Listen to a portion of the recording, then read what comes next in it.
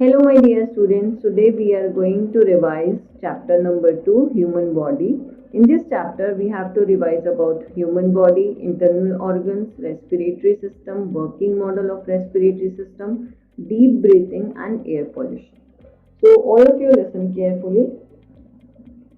Cell is the smallest part or unit of the body. The human body is made up of million of cells. आप सभी को मैंने इससे पहले भी जो चैप्टर था पढ़ाया था उसमें ये बताया था कि जो हमारी ह्यूमन बॉडी है वो छोटे छोटे सेल्स से मिलके बनी हुई है और ये जो सेल्स हैं ये मिलियंस में हैं, मतलब लाख करोड़ नहीं उससे भी ज़्यादा सेल्स मिलके हमारी बॉडी को बनाते हैं और many cells together make a tissue, many different tissues together form an organ and certain organs together form a particular organ system. और अब ये जो है सेल है वो सबसे पहले तो आपको ये याद रखना है स्मॉलेस्ट पार्ट और smallest unit of the body होती है, सबसे छोटी पार्ट होती है हमारी बॉडी का और ये जो सेल्स हैं ये मिलियंस में होते हैं और ये मिलके बनाते हैं ह्यूमन बॉडी को। ठीक है, अब हमें पढ़ना है सेल जो है यहाँ पर देखो ये जो सेल्स होते हैं बहुत सारे ग्रुप ऑफ सेल्स मिलते हैं तो क्या बनता है, टिश्यू बनता है। ठीक है, अब जब बहुत सारे टिश्यू इकट्ठे हो जाते हैं तो वो क्या बनाते हैं, ऑर्गन को बनाते हैं और जब बहुत सारे ऑर्गन इकट्ठे होते हैं तो वो एक ऑर्गन सिस्टम बनाते हैं। ऑर्गन सिस्टम ये हमारी बॉडी का मेन जो पार्ट है ये है कि हमारी बॉडी बनी हुई है स्मॉलेस्ट यूनिट सेल से, ग्रुप ऑफ सेल्स मिलके बनाते हैं टिश्यू को, ग्रुप ऑफ टिश्यूज मिलके बनाते हैं ऑर्गन को और ग्रुप ऑफ ऑर्गन मिलके बनाते हैं ऑर्गन सिस्टम। ठीक है, ग्रुप ऑफ ऑर्गन मतलब किसी में 5 ऑर्गन इकट्ठे होंगे, किसी में उससे ज़्यादा होंगे और वो एक ऑर्गन सिस्टम को बनाते हैं। ठीक है, यहाँ पर certain organs together form a particular organ system और ये ऑर्गन मिलके किसको बनाते हैं, ऑर्गन सिस्टम को बनाते हैं। अब ऑर्गन सिस्टम क्या क्या होते हैं वो हमें पढ़ना है। रेस्पिरेटरी सिस्टम, जो रेस्पिरेशन हम करते हैं उसको पूरा जो फंक्शन परफॉर्म होता है हमारी बॉडी में उसको परफॉर्म करता है रेस्पिरेटरी सिस्टम।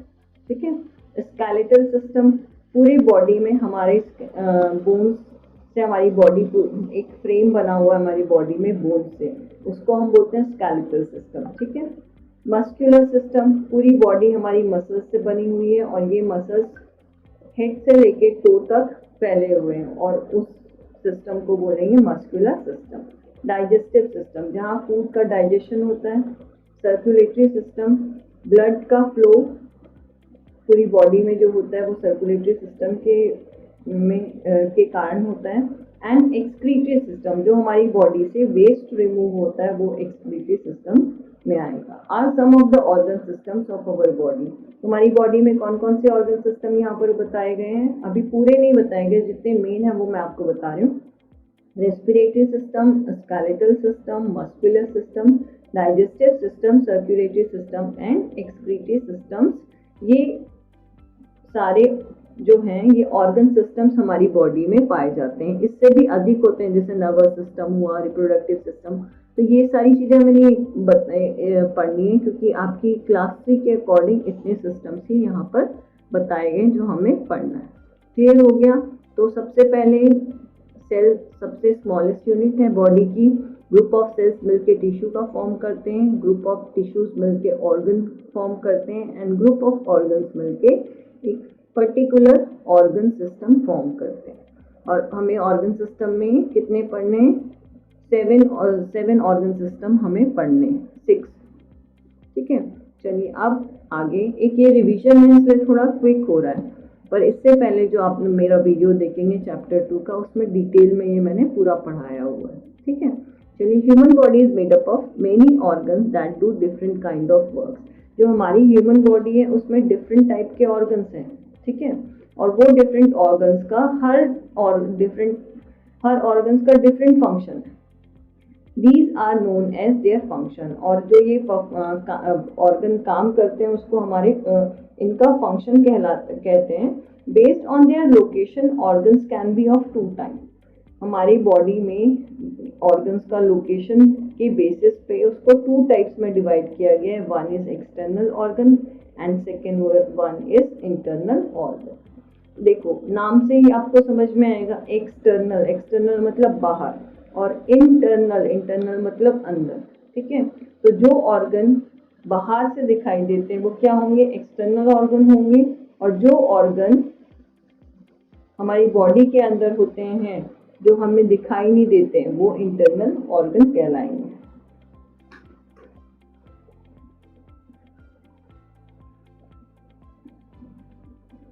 ठीक है, चलिए यहाँ पर अब इसकी डेफिनेशन एक बार। Some organs can be seen with our eyes, कुछ ऑर्गन्स हमारी आईज से दिखाई देते हैं। These are called external organs, और इन्हें क्या बोला जाता है, एक्सटर्नल ऑर्गन्स बोला जाता है।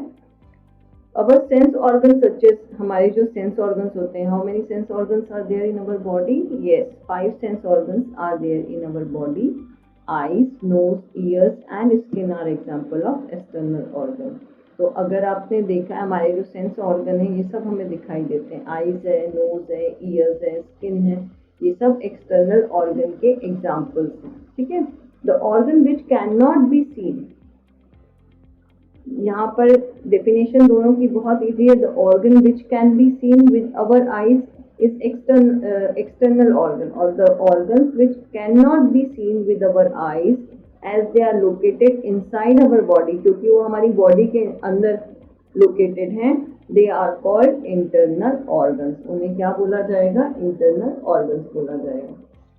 और इनके एग्जाम्पल्स आ जाएंगे जैसे कि यहाँ पर देखो, यहाँ पर ब्रेन हो गया, ब्रेन हमें दिखाई नहीं देता। विंड पाइप, विंड पाइप भी नहीं दिखाई देती। लंग्स हो गए, लीवर हो गया, स्टमक हो गया, स्मॉल इंटेस्टाइन हो गया और लार्ज इंटेस्टाइन होगी, ये सब क्या हो गए, internal organs which can not be seen by our eyes.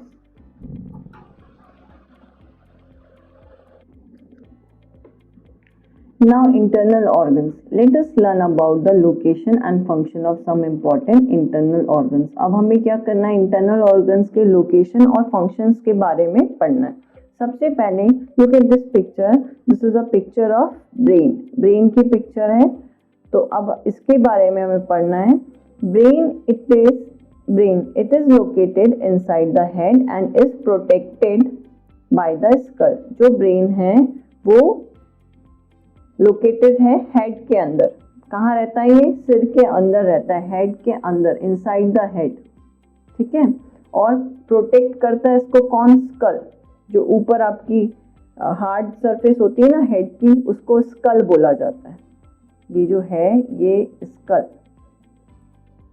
Hard surface of head is known as skull. ठीक है, तो जो ब्रेन है located inside the head, head के अंदर रहता है और उसको प्रोटेक्ट करता है skull. It help us to think, brain का मेन फंक्शन होता है थिंक करना, सोचना, और इसका दूसरा फंक्शन होता है it sends messages to different parts of the body and tells them what to do. अब उसका दूसरा फंक्शन होता है ब्रेन का कि ये मैसेजेस भेजता है हमारे डिफरेंट बॉडी पार्ट्स में और बताता है कि हमें क्या करना है। फॉर एग्जाम्पल, अगर आप खड़े हो, जहाँ से आप जा रहे हो वहाँ पर अचानक से सांप आ जाए, तो आपका जो ब्रेन है आपको तुरंत स्टॉप करेगा कि यहीं रुक जाओ, आगे खतरा है, आगे डेंजर है। क्लियर? तो ये काम ब्रेन का होता है कि वो मैसेज भेजता है डिफरेंट बॉडी पार्ट्स में, ताकि हमें बताता है कि हमें क्या करना चाहिए। ठीक है, तो ब्रेन जो है located inside the head and is protected by skull, skull से प्रोटेक्टेड रहता है, और इसका मेन फंक्शन होता है सोचना, थिंक करना। It help us to think and send messages to different parts of the body and tells them what to do, और बताता है कि हमें क्या करना चाहिए। क्लियर? तो अब आप एक चीज देखिए, आपके जो बॉडी है उसमें जितने भी इंटरनल ऑर्गन्स हैं, उस इंटरनल ऑर्गन्स को प्रोटेक्ट करने का काम कौन कर रहा है, स्केलेटल सिस्टम, बोन।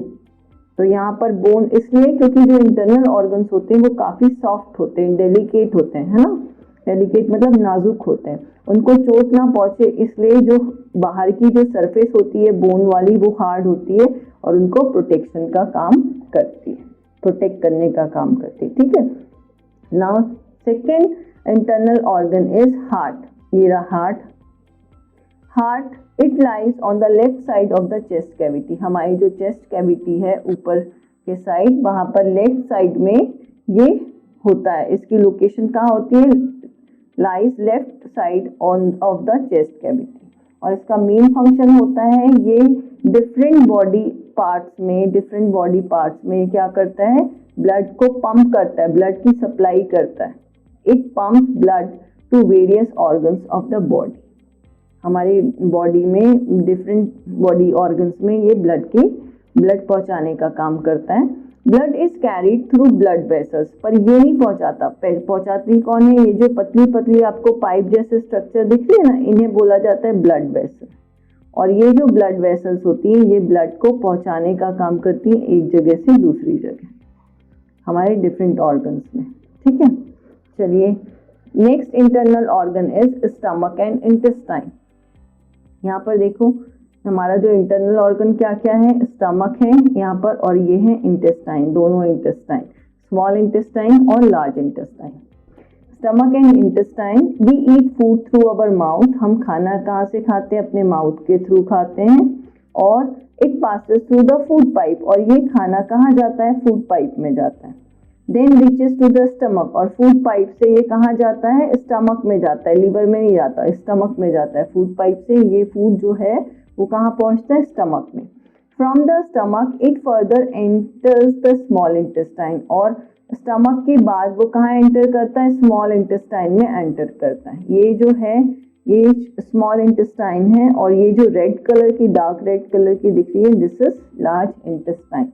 तो एक बार वापस से हम फूड खाते हैं माउथ के थ्रू, तो माउथ से फूड कहाँ जाता है? फूड पाइप में, और फूड पाइप से then passes it into stomach में जाता है। फिर स्टमक से पास होके ये कहाँ जाता है? फूड स्मॉल इंटेस्टाइन में जाता है।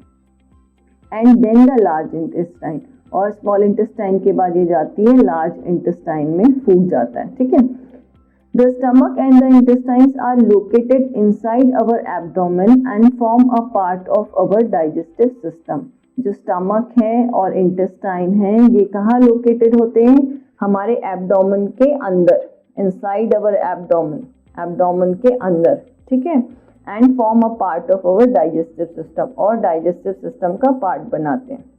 These organs break down food into simpler substances with the help of digestive fluid that our body can use. This process is called digestion.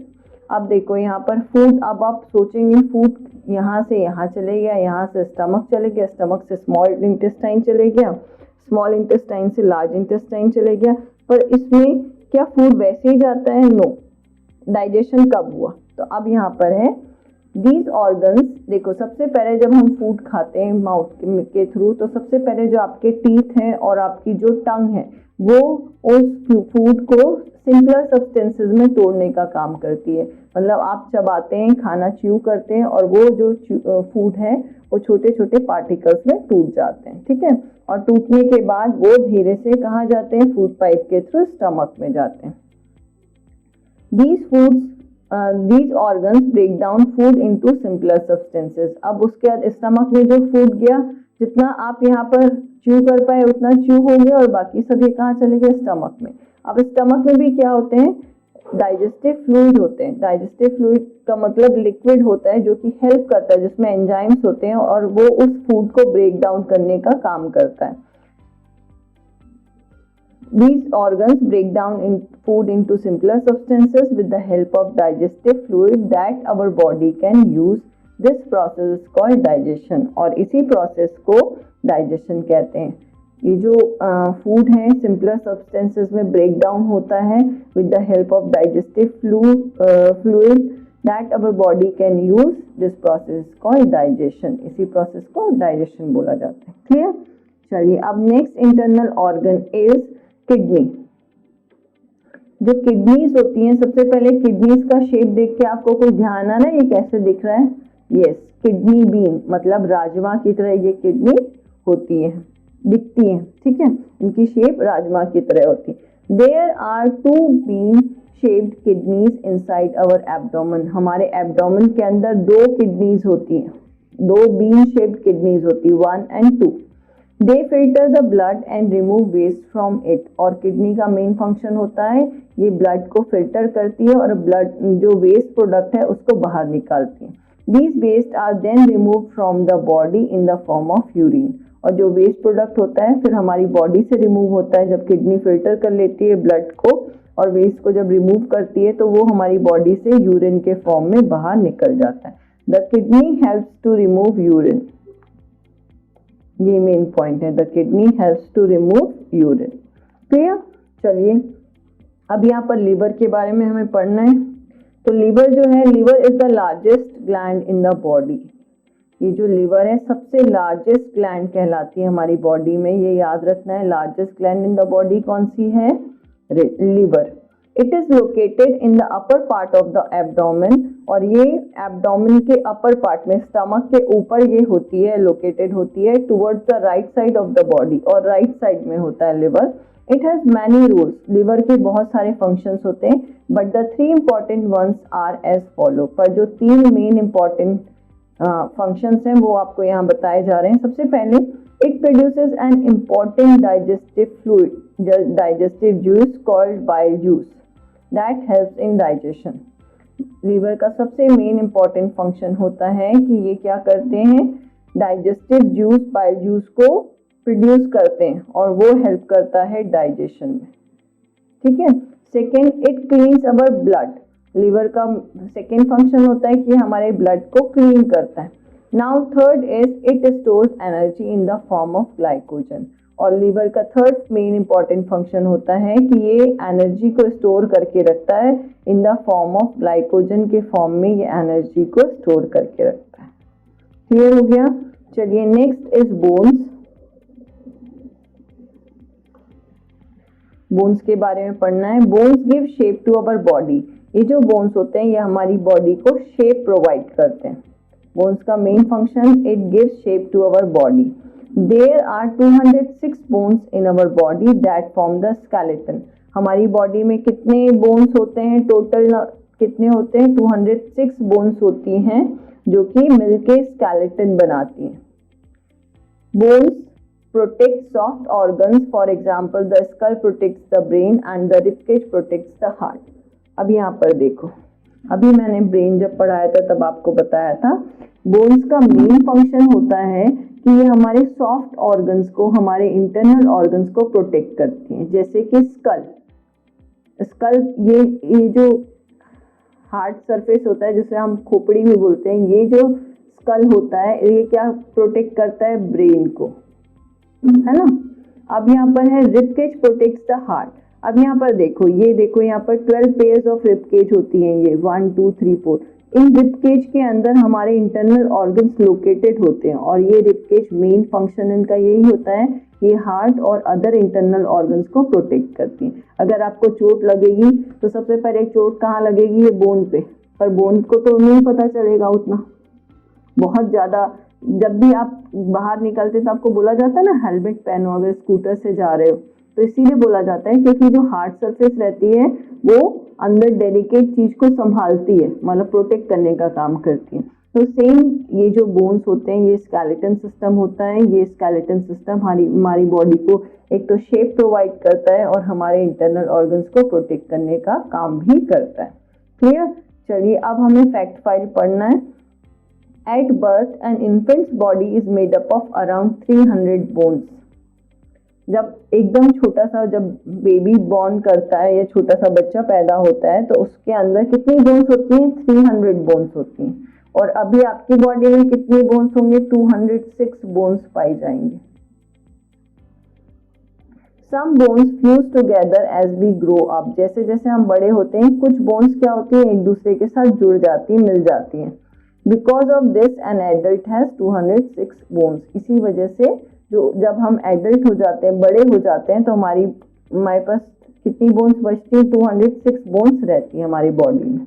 और जब हम छोटे इन्फेंट पैदा हुए होते हैं तब हमारे बॉडी में 300 बोन्स होती है। क्लियर हो गया? चलिए next topic is respiratory system. Respiratory system consists of a group of organs यहाँ पर देखो, ये जो रेस्पिरेटरी सिस्टम है, ये रेस्पिरेटरी सिस्टम, इनमें ग्रुप ऑफ ऑर्गन्स होते हैं and parts that help us breathe. और इस रेस्पिरेटरी सिस्टम में जो ऑर्गन्स होते हैं वो क्या करते हैं, ब्रीथ करने में हेल्प करते हैं। अब देखो, ये पूरा रेस्पिरेटरी सिस्टम का डायग्राम है। इसमें आपको कितने ऑर्गन्स दिख रहे हैं जो आपको हेल्प कर रहे हैं। नोज हो गया, ये विंड पाइप हो गई, लंग्स हो गए, है ना। ये 3 मेन ऑर्गन हैं। ये 3 मेन ऑर्गन रेस्पिरेटरी सिस्टम को मिलके बनाते हैं, जिसमें द नोज, एक नोज होगी, विंड पाइप होगा और पेयर ऑफ लंग्स, ये दोनों लंग्स हैं। ये दोनों लंग्स मिलके रेस्पिरेटरी सिस्टम बनाते हैं। अब हमें एक एक ऑर्गन के बारे में पढ़ना है, कैसे हेल्प करते हैं। Sorry, we breathe in and breathe out through our nose. हम अंदर सांस लेते हैं, ब्रीथ इन करते हैं, ब्रीथ आउट करते हैं, किसकी हेल्प से, नोज की हेल्प से। Breathing in is called inhalation. अगर हम जब सांस लेते हैं, ब्रीथिंग इन करते हैं, तो उस प्रोसेस को बोलते हैं इनहेलेशन। और breathing out is called exhalation. Breathing out is called exhalation. Tiny hair and mucus sticky substance are present inside our nose. हमारी नोज के अंदर छोटे छोटे बाल होते हैं और म्यूकस पाया जाता है। ठीक है, म्यूकस क्या होता है, स्टिकी चिपचिपा सब्सटेंस होता है। The hair filters the air we breathe in and thus prevent dust and germs from entering our lungs. जो हमारे नोज के अंदर छोटे छोटे हेयर्स होते हैं, उनका मेन फंक्शन होता है कि वो एयर को फिल्टर करता है। The hair filter the air. जो हेयर होते हैं नोज के अंदर, वो एयर को फिल्टर करते हैं ताकि जब हम सांस लेते हैं, और हमें डस्ट और जर्म से बचाते हैं हमारे लंग्स में अंदर घुसने से। मतलब जब अगर एयर में पॉल्यूशन होती है तो क्या होता है कि डस्ट और जर्म्स भी होते हैं उस पॉल्यूशन में। तो जब हम सांस लेते हैं तो हमारे नोज के जो हेयर होते हैं वो एयर को फिल्टर करते हैं और डस्ट और जर्म्स को वहीं पर रोक देते हैं लंग्स में पहुंचने से पहले। मतलब लंग्स में, ताकि ये डस्ट और जर्म्स ना पहुंच पाए। ठीक है। Mucus also traps dust and germs. और जो म्यूकस होता है, जो स्टिकी चिपचिपा पदार्थ होता है, स्टिकी सब्सटेंस होता है हमारे नाक के अंदर, वो भी क्या करता है, डस्ट और जर्म्स को ट्रैप कर लेता है, पकड़ लेता है, जाने नहीं देता। क्लियर। तो नोज का main function, breathing in is called inhalation and breathing out is called exhalation. और नोज में छोटे छोटे हेयर्स होते हैं जो कि क्या करते हैं, एयर को फिल्टर करने का काम करते हैं जब हम सांस लेते हैं, और डस्ट और जर्म्स को म्यूकस ट्रैप कर लेता है। Now second organ is windpipe. From the nose, the air passes through the windpipe and enters the lung. नाक from the nose, nose से क्या होती है, एयर पास होती है, अंदर जाती है हवा, थ्रू द windpipe, और वहां से नोज से एयर कहाँ जाती है, windpipe में जाती है, और उसके बाद वो एयर कहाँ जाती है, लंग्स में जाती है। क्लियर। चलिए, next is lungs. Lungs are located inside the chest cavity. Lungs जो होते हैं वो कहाँ लोकेटेड होते हैं, चेस्ट कैविटी में। यहाँ पर देखो, lungs are located inside the chest cavity. Lungs located होते हैं चेस्ट कैविटी के अंदर। वन ऑन ईच साइड, दोनों साइड एक एक लंग होते हैं। इन द लंग्स में क्या होता है, oxygen is absorbed from the inhaled air. जब आप सांस लेते हो और आपके बॉडी में नोज के थ्रू एयर जाती है, तो उस एयर में जो भी ऑक्सीजन होती है वो लंग एब्जॉर्ब कर लेते हैं, सोख लेते हैं, क्योंकि हमारी बॉडी को ऑक्सीजन की जरूरत होती है। And carbon dioxide is remove from the lungs as exhaled air. तो आप हमेशा प्रोसेस ये होती है कि हम सांस लेते हैं और सांस छोड़ते हैं, ब्रीथ इन करते हैं और ब्रीथ आउट करते हैं। तो जब हम ब्रीथ इन करते हैं तो हमारे नोज के अंदर मिक्सचर ऑफ गैसेस जाती है, बहुत सारी जो एयर में गैसेस मिक्स रहती है वो सब हमारे अंदर जाती है। तो उसमें से लंग्स क्या करता है, जो हमारी सबसे यूजफुल गैस है ऑक्सीजन, उसको क्या करता है, एब्जॉर्ब कर लेता है। और बाकी जो हमारे लिए यूजफुल नहीं है, जैसे कार्बन डाइऑक्साइड वगैरह, वो सारी गैसेस जब हम सांस छोड़ते हैं तो लंग्स उन गैसेस को वहां से नोज के थ्रू बाहर निकाल देता है। ठीक है। The air that we breathe in has more oxygen. जब हम सांस लेते हैं तो उसमें बहुत ऑक्सीजन होती है, while the air that we breathe out has more of carbon dioxide. पर जब हम सांस छोड़ते हैं, ब्रीथ आउट करते हैं, तो उसमें सबसे ज्यादा क्या होती है, कार्बन डाइऑक्साइड। क्लियर हो गया। मतलब जब हम सांस लेंगे तो मिक्सचर ऑफ गैसेस, अभी भी आप सांस ले रहे हैं तो मिक्सचर ऑफ गैसेस आपके बॉडी के अंदर जा रही है, और वो कहाँ जा रही है, नोज से पहले विंड पाइप में गई, और विंड पाइप से वो एयर कहाँ गई, लंग्स में गई। जैसे ही लंग्स में एयर पहुंचती है, लंग्स क्या करते हैं, ऑक्सीजन को एब्जॉर्ब कर लेता है, और बाकी जो गैसेस हमारे लिए यूजफुल नहीं होती, जब हम सांस छोड़ते हैं उसके साथ लंग्स उसको बाहर भेज देता है। क्लियर हो गया? इसी को एक्सहेलेशन भी बोलते हैं। How does breathing take place? अब यहाँ पर ब्रीथिंग कैसे होती है वो हमें बताना है। A dome shaped sheet of muscle called diaphragm, dome shaped मतलब गुंबद के आकार की जो शीट होती है उसे क्या बोला जाता है, डायफ्राम बोलते हैं। ठीक है, is present below the lungs, lungs के नीचे ही क्या होती है, डायफ्राम होती है। यहाँ पर आप देख सकते हैं,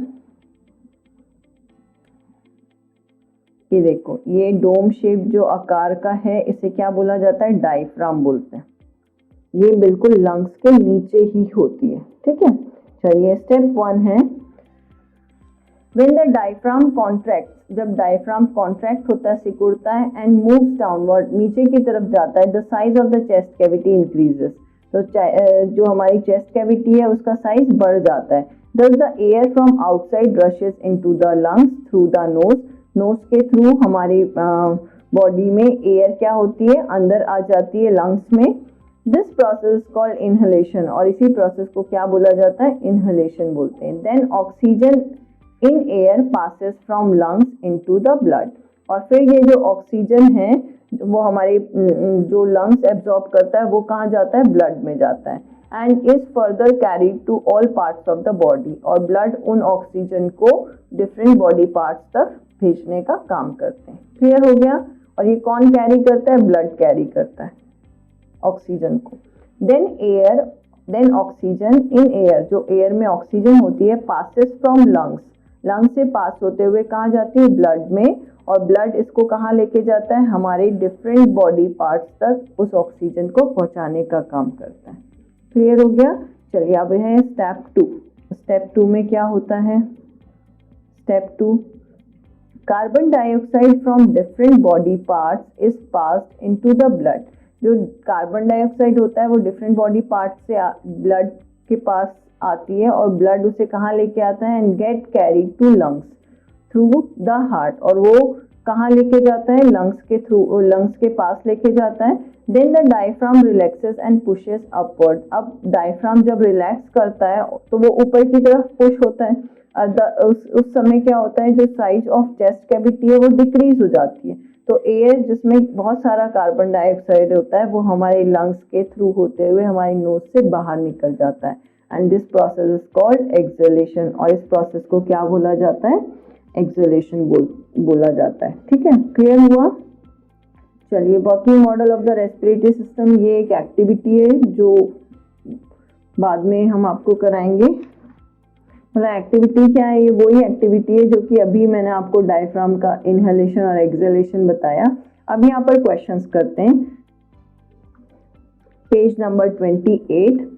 questions, choose the correct option to fill in the blank. First, the heart lies on the dash, left में होता है या राइट में होता है, लेफ्ट में होता है। लेफ्ट साइड ऑफ द किस में होता है, एब्डोमिनल में होता है या चेस्ट कैविटी में, तो यहाँ आ जाएगा chest cavity. The heart lies on the left side of the chest cavity. Now second is breathing in is called exhalation और इनहेलेशन, तो आ जाएगा inhalation. Now third is a dome shaped sheet of muscle is called, dome shape जो sheet होती है मैंने अभी बताया था उसको क्या बोलते हैं, विंड पाइप या diaphragm. The right answer is diaphragm. It is present below the lungs, it is present below the lungs. ठीक है, चलिए अब हमें पढ़ना है डीप ब्रीथिंग के बारे में। Deep breathing is a simple exercise, एकदम सिंपल एक्सरसाइज है, which ensures that more oxygen is taken in during inhalation। Deep breathing एक सिंपल एक्सरसाइज है जिसमें कि ज़्यादा से ज़्यादा ऑक्सीजन जब हम इनहेल करते हैं तो हमारी बॉडी में पहुंचती है। It is practice during yoga और मेडिटेशन, और इसको कब कराया जाता है, जब योगा किया जाता है या मेडिटेशन करते हैं तब। The following are some advantages of deep breathing, और कुछ एडवांटेजेस हैं डीप ब्रीथिंग के, वो यहाँ पर बताए गए हैं। First is it helps in getting rid of harmful toxins from the body. अगर आप डीप ब्रीथिंग करते हैं तो हमारी बॉडी से जो हार्मफुल टॉक्सिन्स हैं वो बाहर निकल जाते हैं, ठीक है। Now second is it helps in reducing anxiety and stress. अगर आपको एंजाइटी है, तो एंजाइटी का मतलब थोड़ा घबराहट होना जो होता है वो, और अगर स्ट्रेस है तो आप अगर डीप ब्रीथिंग करेंगे तो वो धीरे धीरे एंजाइटी और स्ट्रेस कम हो जाएगा, ठीक है। Third is it helps in relaxing the body and mind, और डीप ब्रीथिंग का सबसे इम्पोर्टेंट और सबसे हेल्पफुल रोल ये है कि वो हमारी बॉडी और माइंड दोनों को रिलैक्स करने का काम करता है, ठीक है। अब हमें डीप ब्रीथिंग कैसे करनी चाहिए वो प्रोसेस यहाँ बताई गई है। अब देखो यहाँ लुक एट दिस पिक्चर, यहाँ पर तीनों ये जो फैमिली मेंबर्स हैं क्या करें, डीप ब्रीथिंग कर रहे हैं। Sit down comfortably on a mat, एक मैट पे कंफर्टेबली बैठ जाइए।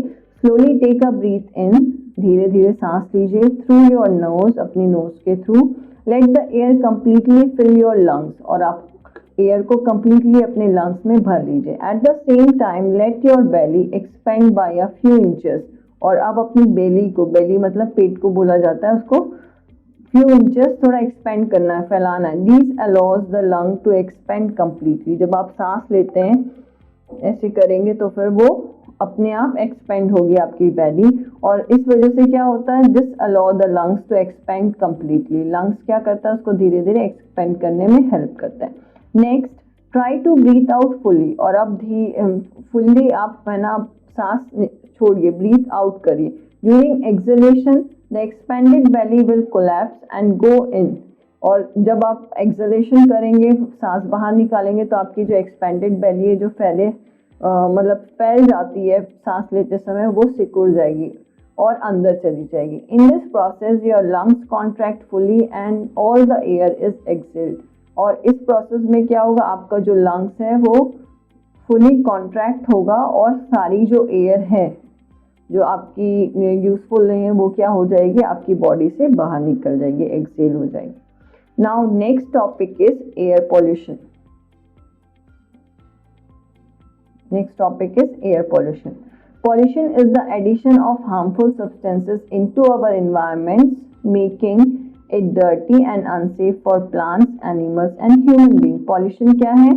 Addition of harmful substance, मतलब एयर में, हमारे environment में अगर harmful substances मिक्स हो जाते हैं, एडिशन यहाँ पर जोड़ना मतलब मिक्स हो जाते हैं, मेकिंग इट डर्टी, तो वो क्या करते हैं, एयर को डर्टी कर देते हैं, गंदा कर देते हैं, और प्लांट्स, एनिमल्स और ह्यूमन बीइंग के लिए वो एयर क्या हो जाती है, अनसेफ हो जाती है। वापस से एक बार बता रही हूँ, पॉल्यूशन क्या होता है, addition of harmful substances into our environment. अगर हमारे एनवायरनमेंट में हार्मफुल सब्सटेंसेस मिक्स हो जाते हैं, ऐड हो जाते हैं, तो वो एयर हमारी गंदी हो जाती है, पॉल्यूट हो जाती है, और हमारे प्लांट्स, एनिमल्स और ह्यूमन बीइंग के लिए सेफ नहीं होती। The harmful substances that get added to the environment are called pollutants. जो harmful substances हमारे environment में जुड़ जाते हैं, ऐड हो जाते हैं, उन्हें pollutants बोला जाता है। समझ में आया? Pollution बोलेंगे addition of harmful substances into our environment, ठीक है।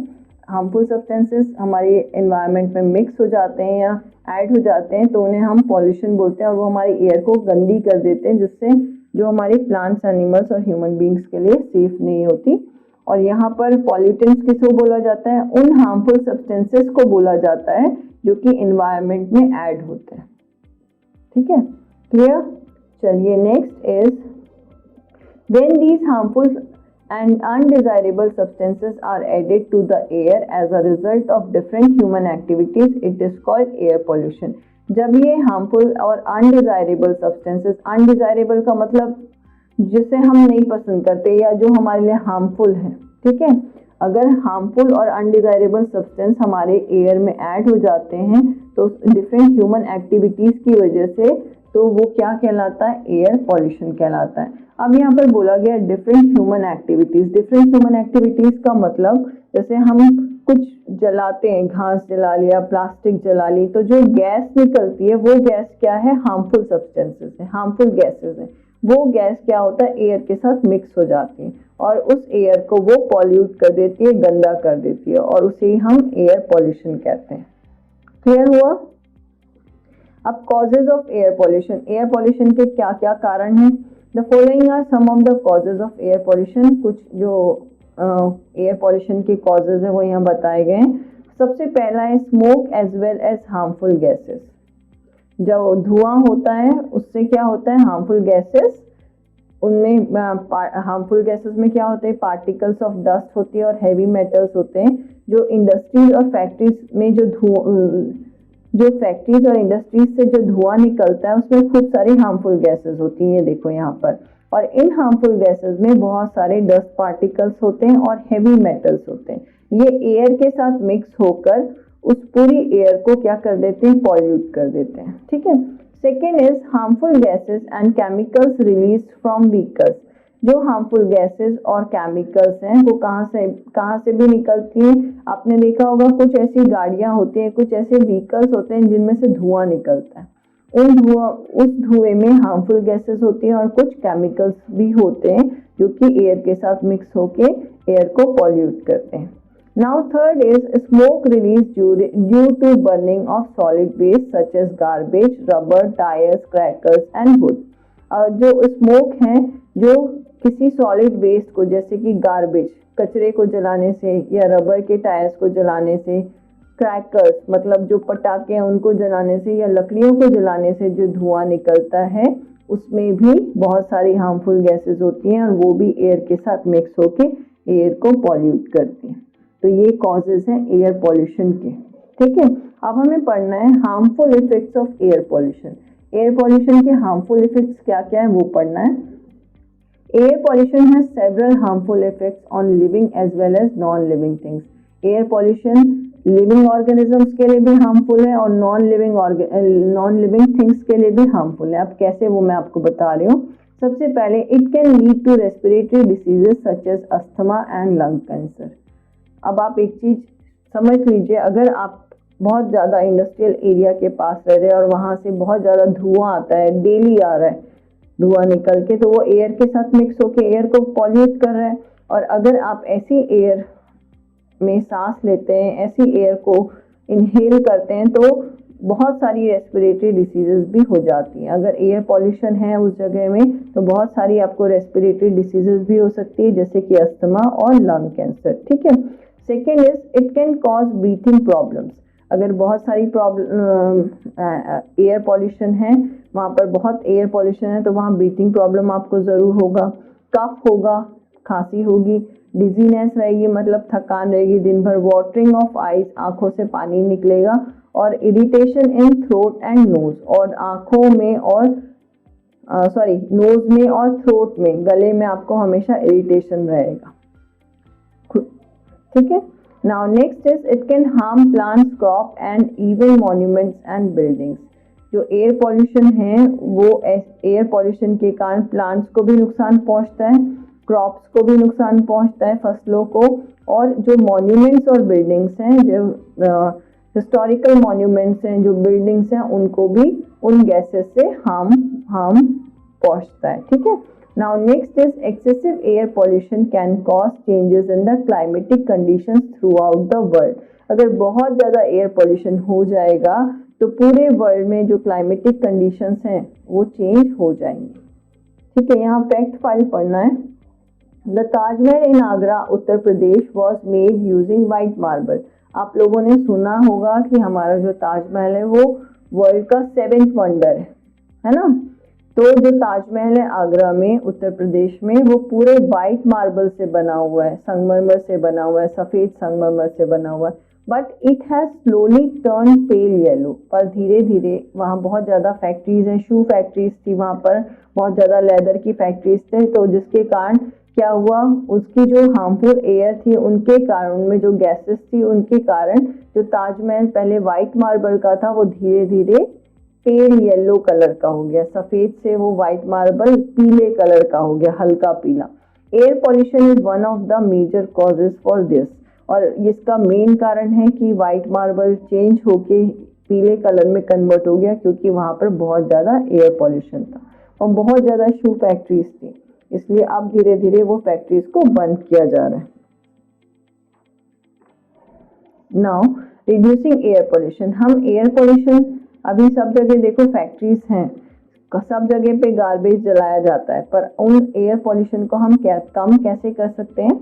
Air pollution can be reduce in the following veg. Air pollution को रिड्यूस कैसे किया जा सकता है? सबसे पहले प्लांट मोर ट्रीज, सबसे ज़्यादा इम्पॉर्टेंट है कि ज़्यादा से ज़्यादा हमें पेड़ लगाने चाहिए। Also take care of the plants and trees already present in your neighbourhood. और आप जो प्लांट्स लगाते हैं सिर्फ प्लांट लगाना ही नहीं है, उसका ध्यान भी देना है, और अगर आपके आसपास में जो प्लांट्स या ट्रीज लगे हुए हैं उनको भी आपको टाइम टू टाइम पानी और खाद देते रहना चाहिए। ठीक है। Now second is avoid burning any waste products. कोई भी वेस्ट प्रोडक्ट को जलाने से बचना चाहिए, उनको नहीं जलाना चाहिए। Always dispose garbage in a responsible manner, और हमेशा जो गार्बेज होता है, जो कचरा होता है, उसको रिस्पॉन्सिबल मैनर में डिस्पोज करना चाहिए, फेंकना चाहिए। तो रिस्पॉन्सिबल मैनर क्या हुआ? रिस्पॉन्सिबल मैनर ये हुआ कि आप जो भी गार्बेज आपके घर में निकलता है आप उसको प्रॉपर डस्टबिन में डालो, और सुबह जब कचरे वाले आते हैं या स्वीपर्स आते हैं कलेक्ट करने के लिए गार्बेज, तो उन्हें वो गार्बेज दो। ठीक है। रिस्पॉन्सिबल मैनर ये हुआ। ऐसा नहीं कि आप है ना जो कचरा है आपने साइड में रोड पे डाल दिया, इधर डाल दिया, उधर डाल दिया, ये इररिस्पॉन्सिबल मैनर होगा आपका। ठीक है। तो हमेशा गार्बेज कहाँ डालना चाहिए? डस्टबिन में डालना चाहिए, और रिस्पॉन्सिबल मैनर में उन्हें स्वीपर्स को जब वो कलेक्ट करने आते हैं तो उन्हें देना चाहिए। Now next is use bicycles और public transport as much as possible. जितना ज़्यादा से ज़्यादा हो सके हमें बाइसिकल का यूज़ करना चाहिए, या पब्लिक ट्रांसपोर्ट। पब्लिक ट्रांसपोर्ट मतलब मेट्रो और बसेस, उनका यूज़ करना चाहिए कहीं पर भी जाने के लिए। Also use non polluting fuels. Non polluting fuels भी आ गए हैं जैसे CNG वगैरह, उन फ्यूल्स वाली गाड़ी को हमको यूज़ करना चाहिए। And get them check regularly, और टाइम टू टाइम उन्हें चेक भी करवाना चाहिए। क्लियर? चलिए एक्सरसाइज, एक बार एक्सरसाइज का क्विक रिवाइज कर लेते हैं। Exercises section 1 A, name the following. First, human body is made up of millions of it. Human body बहुत सारे किससे मिलके बना होता है? सेल्स से। ठीक है। Second is the process of breathing out. सांस बाहर छोड़ने की जो प्रोसेस होती है उसको क्या बोला जाता है? एक्सहेलेशन। ठीक है। Third is the organ that pumps blood to different parts of our body. वो ऑर्गन जो हमारी बॉडी में ब्लड को डिफरेंट बॉडी पार्ट्स तक पंप करता है, पहुंचाता है, heart. Fourth is the waste product of our body produced by kidneys. Kidney कौन सा वेस्ट प्रोडक्ट हमारी बॉडी में प्रोड्यूस करती है? Urine. Now fifth one is the addition of harmful and undesirable substances to the air. Air में जो harmful और undesirable substances add हो जाते हैं उन्हें क्या बोला जाता है? पॉल्यूटेंट। क्लियर? चलिए now choose the correct option. This is the main organ for breathing. Breathing के लिए कौन सा मेन ऑर्गन है? मसल, स्टमक, किडनी और lungs. The right answer is lungs. Second is which of these organ is not a part of the respiratory system? Windpipe, stomach, nose और lungs. तो right answer is stomach is not part of respiratory system. Now third is the process of breaking down food into simpler substances. Food का simpler substance में टूटना क्या कहलाता है? Inhalation, exhalation, excretion और digestion. तो answer is digestion. Fourth is how many bones are there in our body? हमारी body में कितने bones हैं? 100, 200, 206 और 106. The right answer is 206. Fifth one is we breathe in air through this organ. Nose, heart, kidney और brain. हम air किसके through breathe कर पाते हैं? नोज के थ्रू। चलिए C exercise is right T for true and F for false. Correct the false statement. First, brain sends messages to different parts of the body. ये true होगा, false होगा? True. Brain different body parts तक messages पहुंचाता है। Now second is the process of breathing in is called inhalation. ये भी क्या हो जाएगा, true. Now third is kidneys filter blood and produce air. Kidney blood को फिल्टर करती है और एयर प्रोड्यूस करती है, no, false. Sorry. Fourth is the air we breathe in passes through our nose. जो एयर हम ब्रीथ करते हैं वो हमारे नोज से पास होते हुए विंड पाइप और लंग में जाती है, तो yes, true. Now fifth one is heart help us to think. Heart हमें सोचने के लिए हेल्प करता है, नो, फॉल्स। हार्ट का काम क्या है, ब्लड को पंप करने का। Now D exercises, choose the correct option to fill in the blanks. First, we eat food through our dash, nose or mouth? Yes, the right answer is mouth. हम mouth से अपना खाना खाते हैं। Second, the dash is located in our abdomen, kidney or heart? The right answer is kidney. Heart तो हमारी chest cavity में होता है ना? Now third is dash is the waste product of our body, urine or air? The right answer is urine. Fourth is food from the stomach reaches our dash. जो food हम stomach से कहाँ पहुँचता है, हार्ट में या intestine में? Yes, the right answer is intestine. Fifth is burning of garbage and wood leads to. जब आप गार्बेज और वुड जलाते हो, लकड़ी जलाते हो, तो कौन सा पॉल्यूशन होता है, एयर पॉल्यूशन या water pollution? Yes, air pollution. Clear? चलिए, E exercise match the following. First, यहाँ पर दिया हुआ है देखो नंबरिंग, और यहाँ पर दी हुई है ABCDE, तो मैंने इनके सामने नंबरिंग लिख दी। स्मोक, स्मोक में क्या आएगा, एयर पॉल्यूशन, ठीक है। सेकेंड इज टिश्यू, टिश्यू आ जाएगा made up of cells, D आएगा यहाँ पर मैं वापस। Now third is lungs, lungs क्या करते हैं, चेस्ट कैविटी में होते हैं, ठीक है। Fourth is kidney, produces urine, ठीक है। Fifth is skeleton, skeleton is made up of bones, तो फिफ्थ आ जाएगा आपका bones. Now section 2 we have already done. ये जो सेक्शन 2 में क्वेश्चन आंसर्स वगैरह हैं, ये सब मैं आपको करवा चुकी हूँ, सिर्फ आपको इसको याद करना है। So that's all, this chapter has been finished, the revision of this chapter has been finished. आपको क्या करना है, वापस से सारी चीजें याद करती जानी। क्लियर?